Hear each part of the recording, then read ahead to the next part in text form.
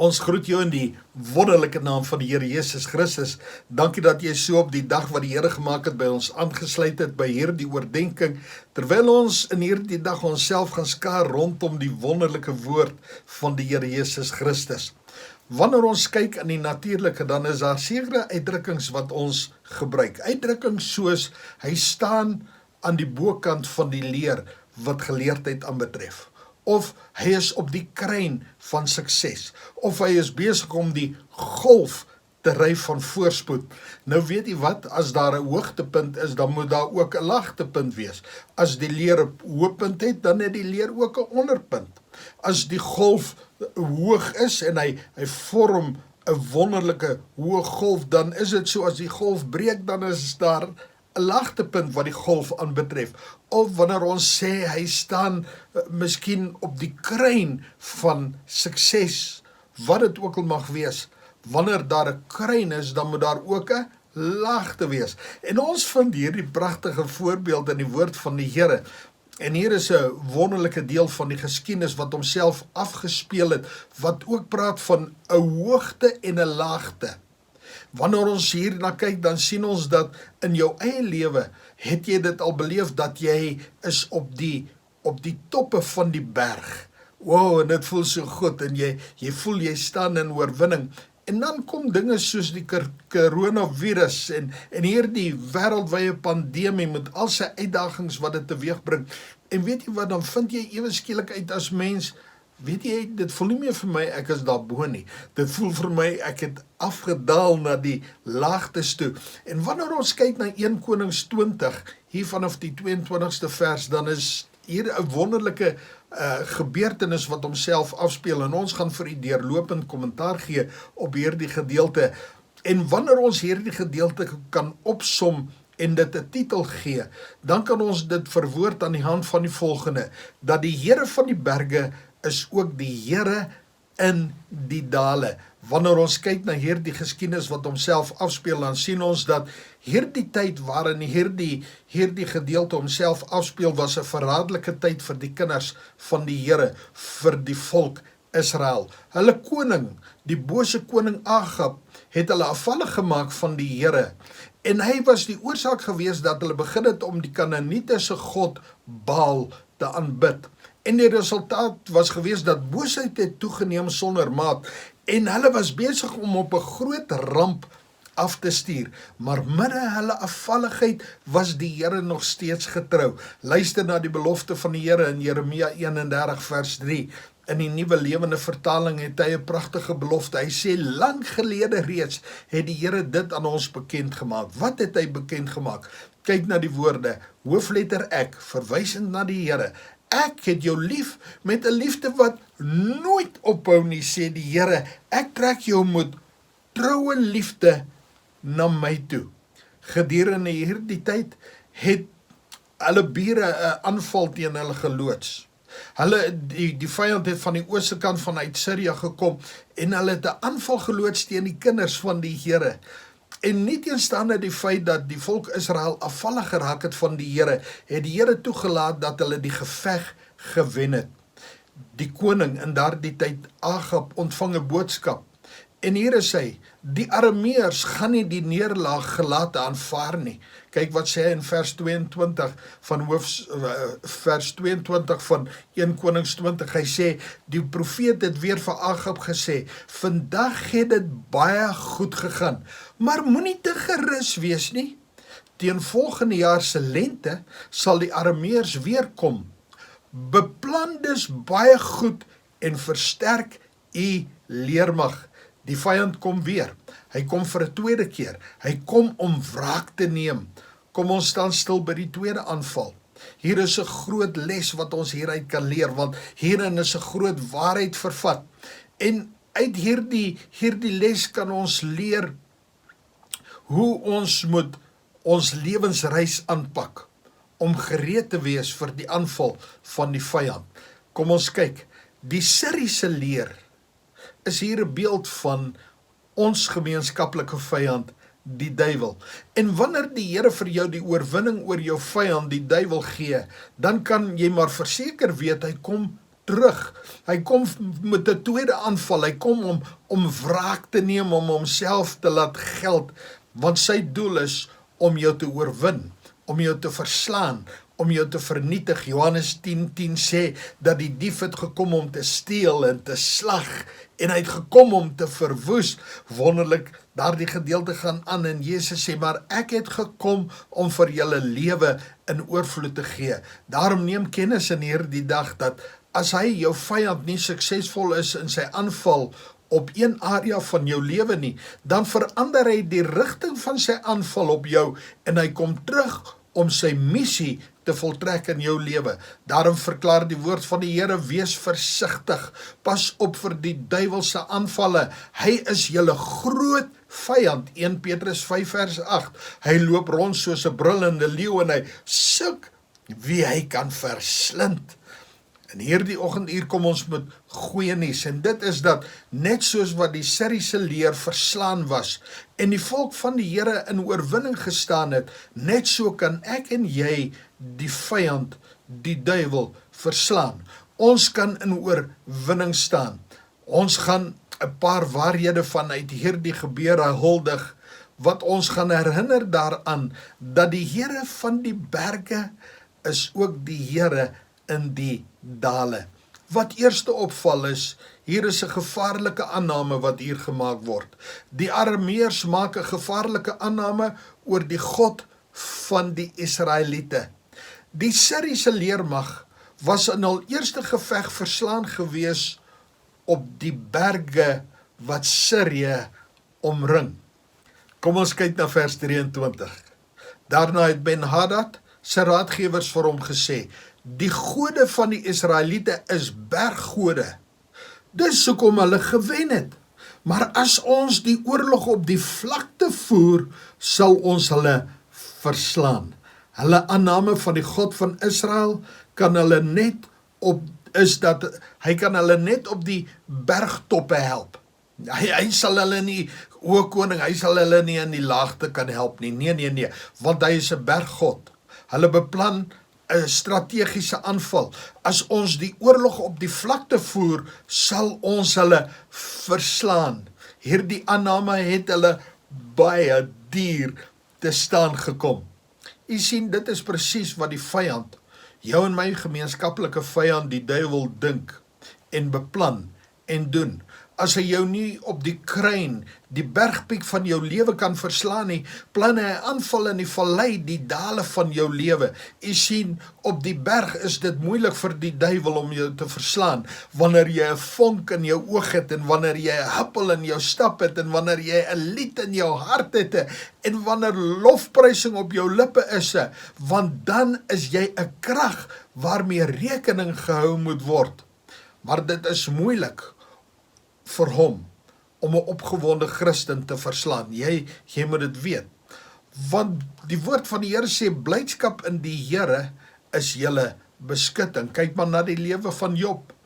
Elke keer wanneer die duiwel hom gedruk het, en wanneer die duiwel hom aangeval het, het hy die Here geprys, en het hy die Here aanbid, en groot was sy oorwinning, en hy roep uit en hy sê, ek weet dat die Here alles kan doen en geen plan is vir hom onuitvoerbaar nie, en hy sluit af. Hy sê, en die Here het die einde van Job meer geseën dan sy begin. Hier is nuus vir jou. Hier is 'n boodskap vir iemand wat aan hierdie dag luister na hierdie beeldsendinge, en dit is dat jy moet weet dat die Here wat jy dien kan enige iets doen. Hy kan die onmoontlike vir jou moontlik maak, en hy kan jou einde meer seën dan jou begin. Dit is wonderlik. Dit word verhaal dat op 'n dag verskyn daar 'n advertensie van 'n uitverkoping van die duiwelse werktuie wat gaan plaasvind. En elke artikel was gemerk gewees. Daar was 'n verkoopprys op gewees, en dit was alles uitgestal gewees vir 'n aanbieding vir voornemende kopers, om dan so belangstelling te wek om dan hierdie artikels te kan koop. Hierdie aanbiedings was verraderlik. Dit was artikels soos haat en afguns, jaloesie en twyfel en leuns en trots en dit gaan aan en dit gaan aan en aan. Maar een kant geplaas van die res lê 'n skynbare skadelose artikel. Hy is so verweer, maar weet jy wat? Hy is baie hoog geprys gewees. Wat is die naam, vra 'n belangstellende. O, antwoord die teestander, die duiwel, dit is mismoedigheid. Die vraag, waarom is dit so hoog geprys? Die rede is dat dit is baie meer waardevol dan al hierdie ander saam. Want met hierdie artikel boor ek tot binne in die hart van die mens. En wanneer ek die hart van die mens penetreer, kan ek met hom maak net wat ek wil. Hierdie een goed verweerde artikel gebruik ek amper elke dag op die mense daar buite, vir die rede dat dit so effektief is. Die Bybelse prys op mismoedigheid was so hoog gewees, dat hy dit nie verkoop kon kry nie, en daarom gebruik hy dit vandag nog steeds op die mens. Teleurstelling en mismoedigheid is die hef wat op al die ander gereedskapstukke pas. Kan ons jou herinner daaraan, dat 10% van jou lewe handel oor wat jy met jou lewe maak, wat daarmee gebeur. 90% van jou lewe handel op jou reaksie op wat met jou gebeur. Die woord van die Here verklaar, wees oor niks besorg nie, maar laat julle begeertes in alles, deur gebed en smeking, met danksegging bekend word by God, en die vrede van God, wat alle verstand te bowe gaan, sal julle harte en julle sinne bewaar in Christus Jesus. Daarom wil ons sê, verder geliefdes, alles wat waar is, alles wat eerbaar is, alles wat regverdig is, alles wat rein is, alles wat lieflik is, alles wat loflik is, watter deeg en watter lof daar ook al in mag wees, bedink dit. En wanneer ons dit doen, volg die belofte. Hy sê, en wat julle ook al geleer en ontvang en gehoor en gesien het, doen dit, hier is hy, en die God van vrede sal met julle wees. In hierdie tyd het ons nodig, dat die God van vrede met ons sal wees. Daarom 'n persoonlike vraag, het die duiwel al vir jou 'n lokval van mismoedigheid gestel op jou lewenspad? Het hy al probeer om jou in 'n struik te lei? Wow, as hy maar net jou van die bergtop kan afkry, dan sal dit makliker wees vir hom om jou te oorrompel en jou te oorval en jou te oorwin, maar hier is goeie nuus. Kyk, tweedens, 'n deurslaggewende aankondiging. Die Syriese leermag het 'n probleem. Hulle het 'n probleem met hul aanname oor die Here, om te dink dat die Here net die oorwinning op die bergtoppe kan gee. Hulle maak 'n groot fout. Die Here is groter dan wat hulle dink, of ooit gedink het, of ooit oor kon gedroom het. Hy stuur 'n profeet, met 'n deurslaggewende aankondiging. En hier is hy, die Here van die berge is ook die Here in die dale. Vers 28, toe kom die man van God nader en sê aan die koning van Israel, so spreek die Here, omdat die Arameërs gesê het, dat die Here is 'n God van die berge, en hy is nie 'n God van die laagtes nie. Daarom sal ek hierdie hele groot menigte in jou hand gee, dat julle kan weet, dat ek die Here is. Kan ons jou herinner daaraan, dat die Here wat jy dien, is groter dan die dale van jou lewe. O ja, dit is maklik op die bergtop, wanneer jy opgewonde is oor die Here, oor die dinge van die Here, en wanneer alles met jou goed gaan, en wanneer jy voorspoedig is. Maar ons het vir jou goeie nuus. Wanneer jy in een van die dale van die lewe kom, en jy bevind jou miskien in een van hierdie dale, moet jy weet dat die groot ek is saam met jou daar. Jy is nie alleen daar nie. Wanneer jy in die dal kom van ongemak en pyn, moet jy weet dat die Here is daar. Wanneer jy in die dal kom van geestelike mismoedigheid, moet jy weet dat die Here wat jy dien is daar. Wanneer jy in die dal kom van hartseer en droefheid, omdat jy miskien 'n geliefde moes afstaan deur die dood, die Here is daar. Wanneer jy kom in die dal van teleurstelling, hy is daar. Die dal van gebrek, hy is daar. Hy sal voorsien in al jou behoeftes na die rykdom van sy genade in heerlikheid deur Christus Jesus, ons Here. Wanneer jy in 'n plek kom wat bar, droog en onaantreklik is in hierdie lewe, die Here wat jy dien is daar. Ongeag die dal se naam waarin jy gedwing word, wanneer jy daar kom, is hy reeds daar. Die Here wil homself sterk bewys as die Here wat jou nooit sal begewe en jou nooit sal verlaat nie. Daarom kan hy ongunstige omstandighede vat en hy kan die mooi daar uithaal tot sy eer en tot jou voordeel. Luister wat sê Paulus, hy kom en hy sê, maar God sy dank wat ons die oorwinning gee deur ons Here Jesus Christus. Maar God sy dank wat ons altyd laat triomfeer in Christus en wat die reuk van sy kennis deur ons oral versprei. Is dit nie wonderlik nie? Dan kom en hy sê, want ons ligte verdrukking wat vir 'n oomblik is, bewerk vir ons 'n alles oortreffende ewige gewig van heerlikheid. Die duiwel wil jou verslaan, maar die Here beloof aan jou oorwinning. Romeine 8 vers 37 in die Nuwe Lewende Vertaling kom hy en hy sê, tog is ons ten spyte van al hierdie dinge besig om 'n klinkende oorwinning te behaal deur Christus wat sy liefde so duidelik aan ons bewys het.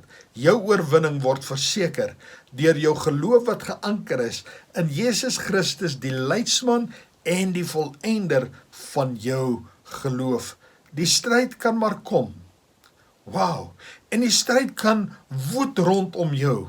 Maar in hierdie dag wil ons jou aanmoedig, moet nooit toelaat dat die stryd binne in jou woed nie. Die Here van die berge is die Here van die dale. En dit is die goeie nuus waarmee ons afsluit in hierdie dag. Vat die Here vas op die beloftes van sy woord.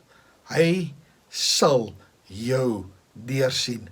Hy sal voorsien in al jou behoeftes na die rykdom van sy wonderlike genade deur Christus Jesus ons Here. Die Here wat jy dien is saam met jou op die berg, maar hy is ook saam met jou in die laagte en hy sal jou nie in die steek laat nie. Bær dit diep in jou hart.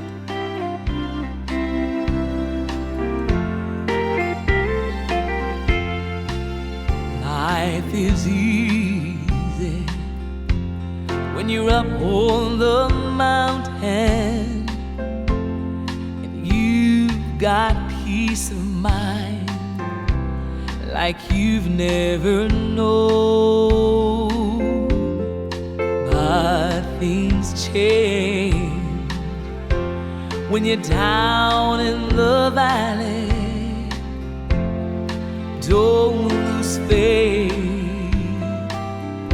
for you're never alone.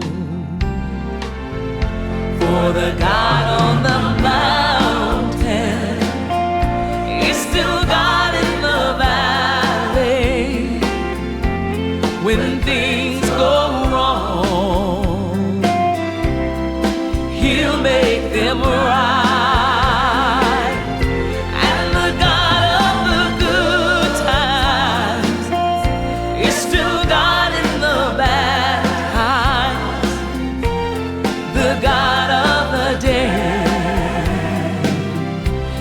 Still God in the night.